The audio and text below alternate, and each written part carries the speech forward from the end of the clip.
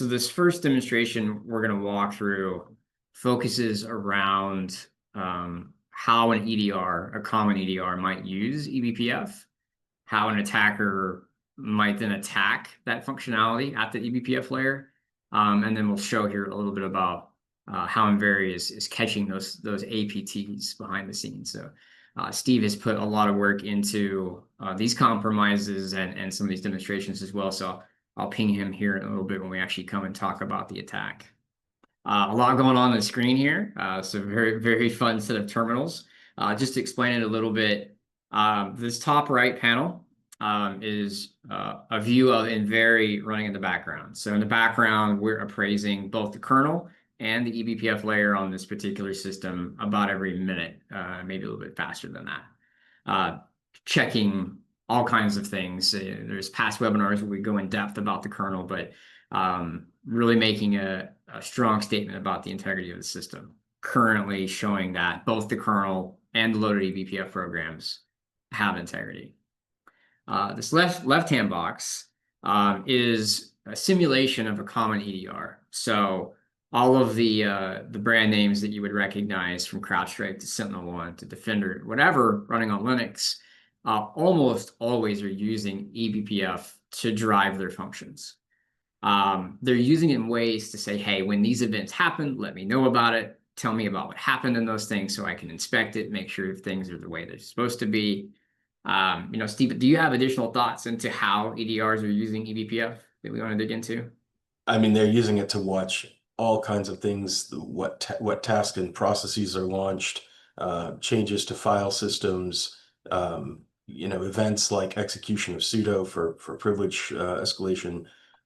They track a huge number of things and then perform some analysis on the agent itself sometimes, and then forward a lot of the rest to the SIEM or to their cloud platform to do even deeper analysis. But yeah, they monitor quite a huge amount of activity on the machine, in addition to actually running some security logic on the box itself. Yeah, absolutely. And I think it was Scott mentioned it earlier that we also, maybe you mentioned it, Steve, we provide some insight into what is running in your eBPF subsystem on your boxes. And it turns out most people don't know. And then once you realize what is there, there is a lot going on. Especially if you have a sophisticated system running endpoint protection, running DNS, traffic filtering, traffic routing. So Steve will share some of that as well when he goes into his attack. But our sample EDR, we're going to use the use case of looking for file permissions. So it has an eBPF program already loaded that is watching the system for a change in file permissions. And then this little guy right here is our attacker, and I'll do some things here in a second. And then down here is the kernel log, and we're actually going to get to see what happens in the system to some extent when the attacker deploys their APT, and what happens to the eBPF layer in there. All right, so the first thing, just to prove that we're alive, is I'm just going to change file permission on a file called test file. What should happen here, our eBPF program that's running from our EDR should pick this up, say, hey, I noticed this happened. It might be an info level event back to a SIEM, something like that. So sure enough, changed file permission. It picked it up and said, hey, it's changed with this command, with this process. Pretty typical EDR stuff. And you can imagine your EDR doing this in spades across the system. So now, as the bad guy, I actually want to not have that happen. I want to change some file permissions. I actually know that the system is running this particular flavor of EDR. I understand it's eBPF programs. I've seen them before. So I'm actually going to attack it. And I'll have Steve talk about this attack here in just a second. And kind of what we saw down here in the message log. But once I've attacked the eBPF space of the EDR, I'm now able to change file permissions, if I can spell the name correctly, without our EDR picking it up. You'll notice here that actually Invary just picked up that the running eBPF program for my EDR is now failing integrity. We'll talk about that more in a second, but let's take a step back and Steve, take us through that attack that flew through as a shell script that we just ran, but what's it actually doing? Sure. So in this case, the BPF program itself is it's a trace point that's watching a system call for chmod. And the attack understands that this is a trace point program and that it's going to execute every time the low-level system event happens for the syscall. And it knows that that program needs to capture that event, um, grab some additional information about the process, etc., and send that back to the EDR agent running in user space. And it does that through eBPF maps. So this particular, and that's the way most of the eBPF observability stuff that's used in EDR agents works. So this particular attack finds the memory location of that JIT compiled BPF program running in memory in the kernel as an attachment or an addition to the kernel. It then looks at the instructions and it rewrites the instructions directly, dynamically by manipulating kernel memory so that the program no longer sends that event back to user space. And so the outcome is that the EDR agent is still running. The eBPF program that it thinks is feeding it information is still running, but it is not communicating events between the kernel and the EDR system. So And effectively, the behavior is hidden. Sorry, Jason, go ahead. no, no, that's okay. I didn't mean to interrupt you, but something you just said is, really important there. I might be monitoring my EDR system either as the vendor or as the user, and to me, it's running. All the eBPF programs are loaded. I think it's fine, right? I don't see anything wrong from the outside. And also, the eBPF subsystem was like, "This is great. It's an eBPF program. You can change it." So the controls that were in place at load time aren't really there at runtime, allowing sort of the attacker to do that. But super important to know that this is a way that somebody can get in and disrupt that activity, but yet from your perspective, it looks like everything should be working. So a bit of a dangerous situation, I think. From that, Steve, anything else on the attack, or we'll reverse it here in a second, so maybe there'll be some more pieces there. But anything else to add?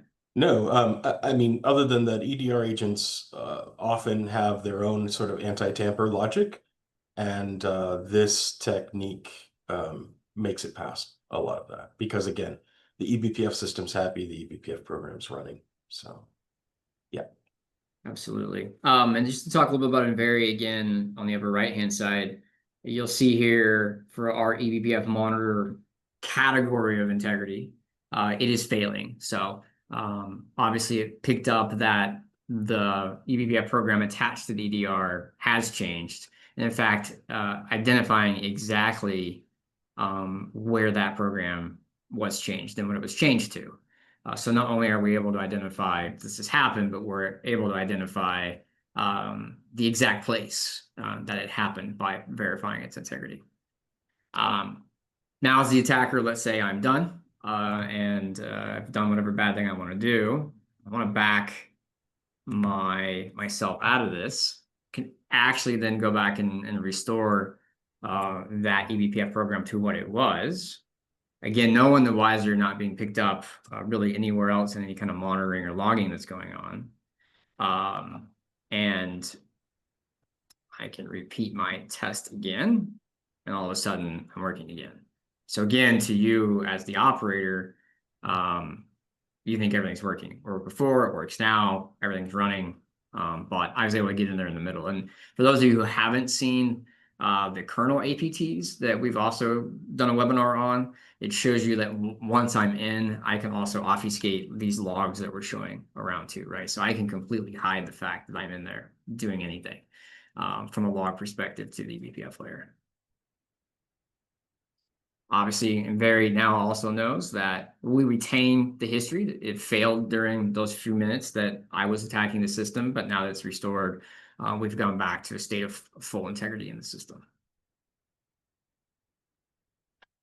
Great.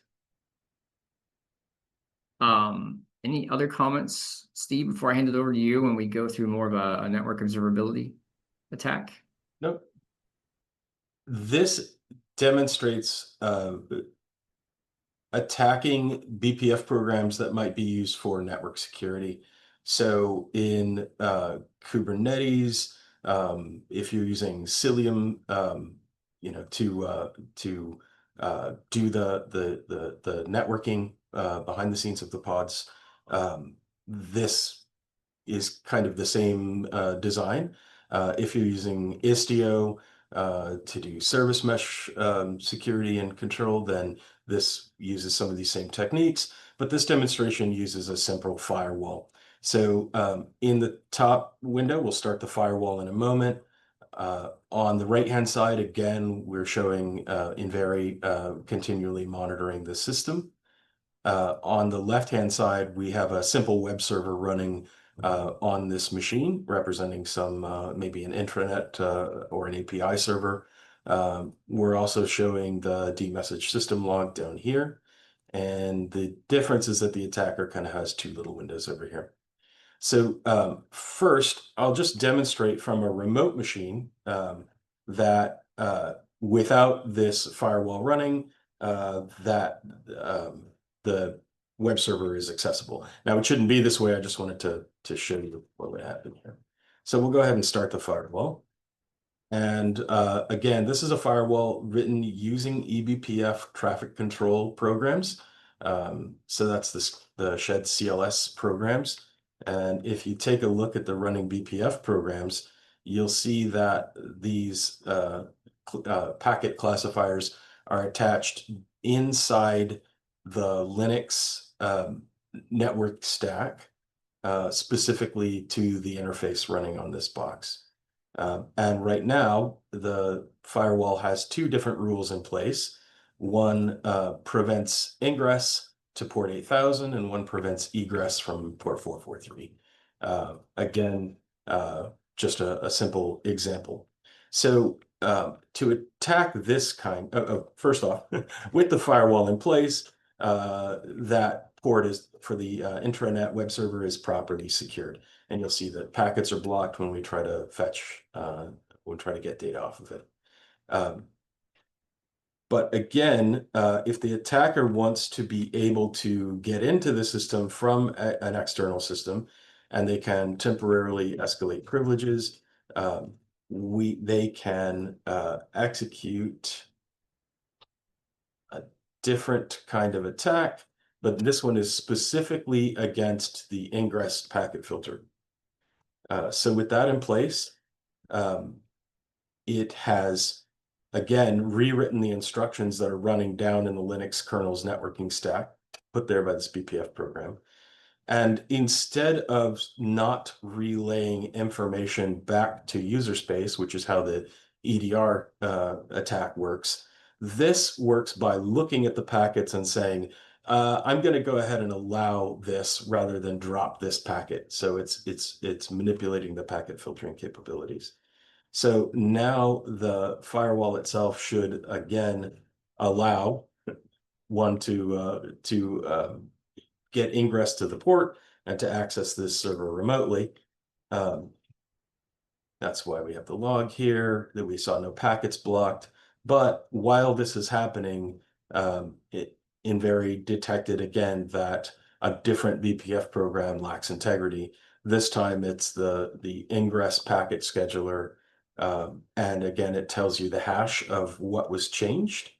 And so this has some similarities to the previous demo, but it's showing that these same sorts of techniques work on different types of BPF programs that are used for different types of functionality, from software-defined networking to observability and security. So Steve, sorry to interrupt you really quick, but just a quick question that, I know I found myself asking, and maybe some of our viewers are too, but like, so that attack that you just carried out, like, did modifying the memory affect the actual firewall rules or other configurations? No, so the firewall, the user space firewall application that's showing the statistics and the information log here is still running. It still has the same rules defined. The BPF programs that back this firewall application, ingress and egress programs, are both still loaded.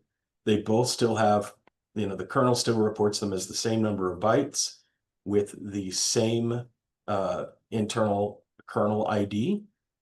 So from the point of view of any monitoring software, either the firewall's own anti-tamper rules or any network monitoring or security monitoring, nothing's happening. The firewall's happy and continuing to perform as it is intended to, but obviously it's not. Yeah. So I think a really great example of just like how some of the more traditional configuration change detection capabilities, like it's just interesting that it's a direct memory modification, and really nothing is going to detect this traditionally, right? Yep. Yeah, it's just really, really difficult to monitor memory at runtime. That's a core capability of Invary's solution. And again, once the attacker is done, again, this should be able to be restored, and you'll see that it replaced the original instructions. They put them back in place in memory at the same segment.